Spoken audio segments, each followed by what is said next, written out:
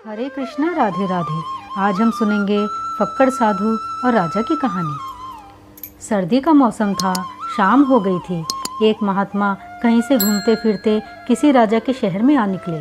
राजा के महल के निकट ही एक भटियारी की भट्ठी थी।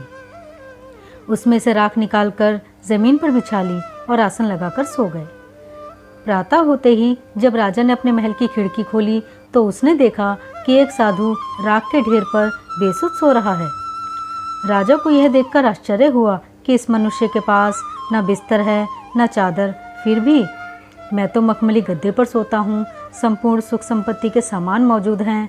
नौकर चाकर हर प्रकार की सेवा करते हैं। प्रजा भी मुझे झुककर सलाम करती है।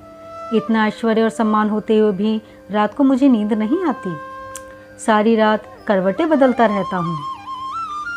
ऐसा सोचते सोचते राजा ने नौकर को बुलाकर आज्ञा दी, जल्दी जा और इस सोने वाले साधु को जगाकर मेरे पास ले आ। नौकर साधु के पास पहुंचा। देखता है कि यह वही महात्मा है जो लोगों को कभी कभी धर्म शिक्षा दिया करता है। नौकर ने महात्मा के पास जाकर कहा, भगवान, राजा साहब आपको याद फरमा रहे हैं। आप कृपा करके ज़रा महाराज के पास चलें। वह कुछ बेचैन से हो रहे हैं और आपसे कुछ पूछना चाहते हैं। महात्मा जी उठे और नौकर के साथ राजा के पास जा पहुँचे। राजा ने बाबा का उचित सम्मान करके अपने पास बिठाया और कहा, स्वामी जी, मेरे पास तो राजमहलों के इतने ठाट बाट हैं, मुझे मखमली गद्दों पर भी नींद नहीं आती और आप राख पर ही सो गए। आपकी रात कैसे गुजरी? महात्मा जी ने राजा की तरफ देखा। उसकी आंतरिक दशा उसके चेहरे से जाहिर हो रही थी। महात्मा जी ने उत्तर दिया, राजा, मेरी रात कुछ तो तुम्हारे जैसी गुजरी और कुछ तुम्हारे से अच्छी रही। राजा ने पूछा, मुझसे अच्छी कैसी गुजरी? महात्मा जी ने कहा, जब मैं नींद में था तो मुझे ये ज्ञान ही नहीं था कि मैं राख पर सो रहा हूँ या गद्दों पर। वह समय तो दोनों का एक जैसा ही गुजरा, क्योंकि नींद में तो हम तुम दोनों ही सो रहे थे। उस समय तुम भी नहीं जानते कि तुम महलों में हो या कहीं बाहर, धरती पर हो या पलंग पर।